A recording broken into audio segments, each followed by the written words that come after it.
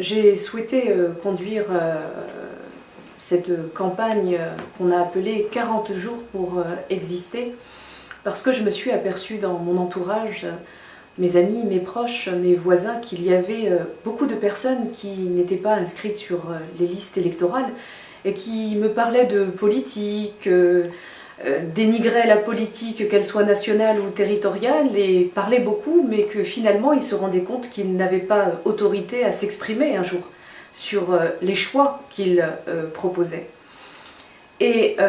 en m'apercevant de tout cela, j'ai ensuite pu observer combien nombre de personnes n'étaient pas informées. Que ce n'était pas par le fait qu'elles ne souhaitaient pas être actives dans la citoyenneté, qu'elles ne souhaitaient pas ne pas participer, mais que soit l'information ne leur était pas venue, soit il y avait des résistances qui allaient jusqu'à même la fatigue d'aller se déplacer, au-delà même de l'incapacité à aller s'inscrire. Et donc avec plusieurs mamans, on s'est interrogé sur finalement si nos enfants n'étaient pas informés, pourquoi le sont-ils pas? Et on a essayé de comprendre. Bien sûr, avec mon expérience de femme engagée dans la vie publique, j'ai pu apporter nombreuses clés de solutions. Et puis ensuite est arrivé mon fils qui va avoir 18 ans en février 2014 et qui a reçu sa première carte d'inscription aux élections, et il a souri, il était fier de me la montrer en disant « voilà, je vais voter ». Et puis on s'est mis à échanger concernant certains de ses camarades, voire même ses cousins. Et je l'ai regardé en lui disant « tu vois, tu as la chance, je fais partie de ces mamans et ces parents qui mettons au monde bien sûr nos enfants, mais qui les mettons aussi en citoyenneté. Et puis il y en a d'autres avec lesquels il va falloir travailler à sensibiliser, car il reste peu de jours. » Alors j'ai souhaité profiter de cette journée internationale des droits de l'enfant que nous allons célébrer le mercredi 20 novembre. Beaucoup d'Avignonnais ici connaissent mes combats, et notamment que nombre de mes combats sur nombreuses discriminations, quelles qu'elles soient, ont été initiés à travers cette journée phare, parce qu'elle réitère constamment cette volonté qui nous agit, nous parents, c'est-à-dire que transmettre à nos enfants. On se questionne perpétuellement, et bien sûr, les réponses sont d'abord celles de prendre le chemin et d'être dans l'action. Et l'action, donc, nous avons souhaité la lancer ce mercredi 20 novembre, puisqu'il restera 40 jours avant le 31 décembre, où toute personne qui a vocation à aller s'exprimer doit être inscrite sur les listes électorales. Après, il sera trop tard. Et donc, tous ensemble, nous avons souhaité faire participer tout le monde, que ce soit les jeunes, que ce soit les personnes plus âgées, que ce soit les commerçants, quels que soient les profils sociaux, culturels. Et donc,